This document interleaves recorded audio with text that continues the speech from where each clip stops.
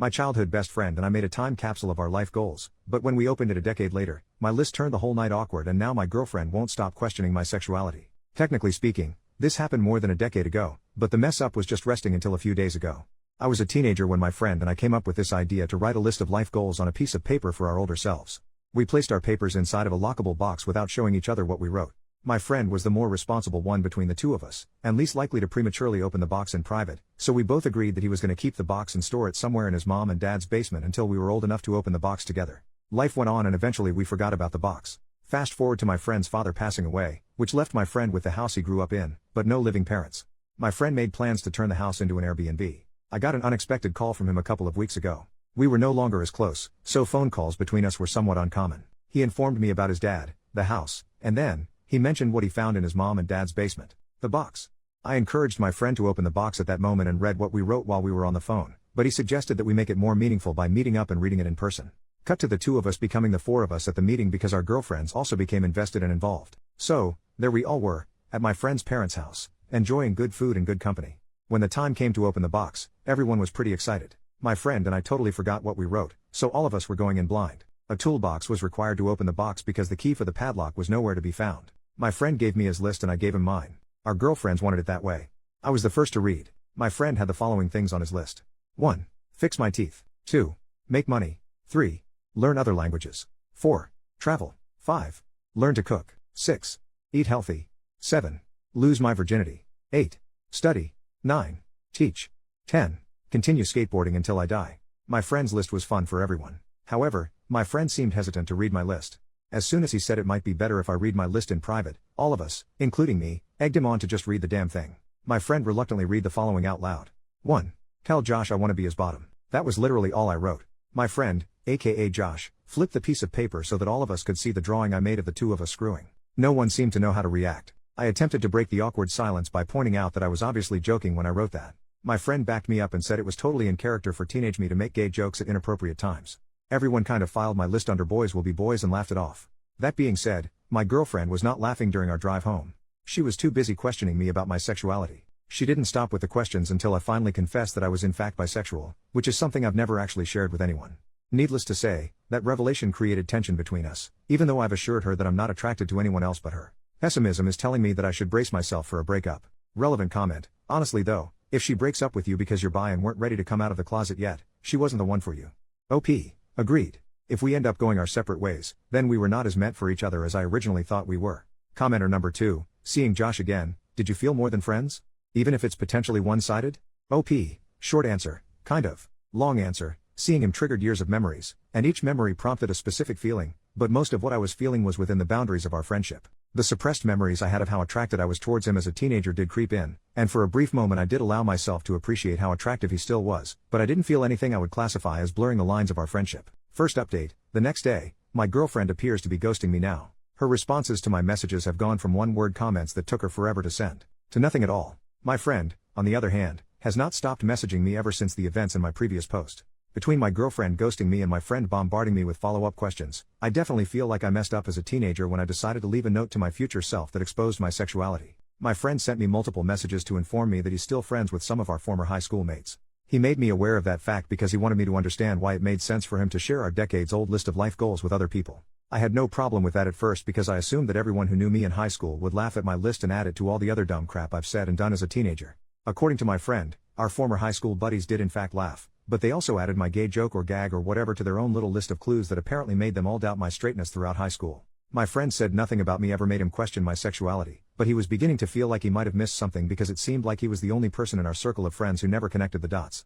I didn't know how to respond to that, but I managed to answer every question he had for me as truthfully as possible. Yes, it was more than just a gay joke. Yes, I wanted to be more than friends. No, I didn't know our friends realized I had an inner twink. No, our friendship didn't fizzle out after high school because I had feelings for you. Yes, I'm into girls and guys. I could go on and on. My friend apologized for putting me on the spot and promised that he was going to make an effort to spend more time with me in person so that he can learn more about what makes me me. Like old times. But gayer, I guess. He also joked about hooking me up with his male friends in case my relationship comes to an end. Last few days have been an emotionally exhausting experience. I unintentionally came out twice now. So much for waiting until I'm ready. Relevant comments. OP on his girlfriend needing to check herself on this topic. She's making me feel like the bad guy for being bi. Last time I checked, I'm still the same person. OP on being forced to go into details when he wasn't ready to come out. You're right. Part of me did want to get it off my chest. I would have preferred if it was planned, but it seems the universe ran out of patience. It's totally possible that my girlfriend might be homophobic, but I'm not 100% sure about that. What I'm definitely sure of is the fact that my girlfriend is insecure. Instead of seeing me as someone who chose her out of all the girls and guys, it appears that she now chooses to see me as the person who might leave her for all the girls and guys. It's too late in the year for this crap. By the end of 2024, I want everyone who knows the truth about my sexuality to approach it the same way my former high school friends apparently did, which is to continue treating me like I'm still me. OP on deserving better after the situation with his girlfriend. I think the end of our relationship is unavoidable at this point. I want to believe that all my girlfriend needs is time to adjust and realize that she has no reason to freak the heck out like this, but my heart is telling me to pull the plug as soon as possible. Second update, 5 days later, my family now knows I'm bi. My girlfriend shared the news with her gym partner, aka my sister, who then informed our parents. I had no idea any of this was happening until I recently visited my mom and dad.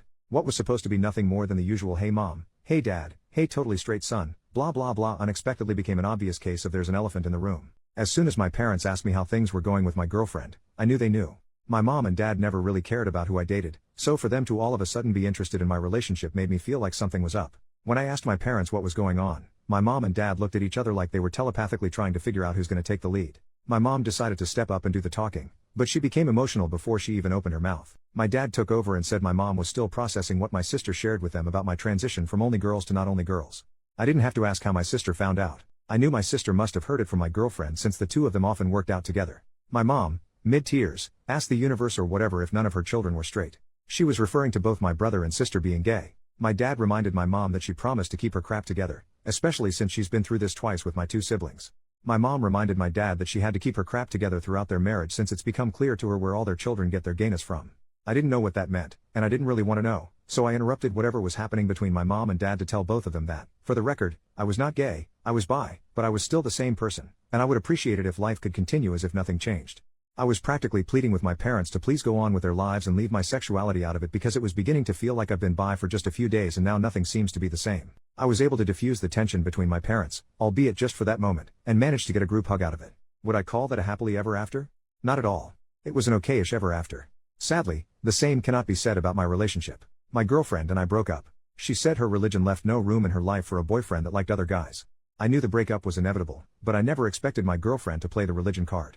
I've literally never seen her pray or go to church, so the fact that she was suddenly too holy for me would have been hilarious if it wasn't so heartbreaking. Good news is the damage is done. I lost the girl and I might have resurrected unresolved marital problems between my mom and dad, but hey, at least I can hopefully move on and fully be me now. Relevant comments. Commenter 1. So your gay sister outed you to your parents after working out with your girlfriend who then decided she couldn't be with you. Because, God? That seems hard to accept, but if true your sister would be the jerk in the story. Well, the biggest one anyway. OP. The day my sister moved out of the house was one of the best days of my life. Sharing a house with her for years was an absolute nightmare. I'm convinced she poisoned our dog on purpose. That's how much of a psycho I believe she is. I have no idea what my ex-girlfriend gets out of spending time with my sister other than a firm ass. OP shares details about his father's past. According to my brother, my dad used to sell weed during his hippie days many moons ago, and apparently, where he was selling the most weed just so happened to be close to a popular gay club. My brother showed me a photo of my dad posing inside the gay club with a couple of his stoner customers.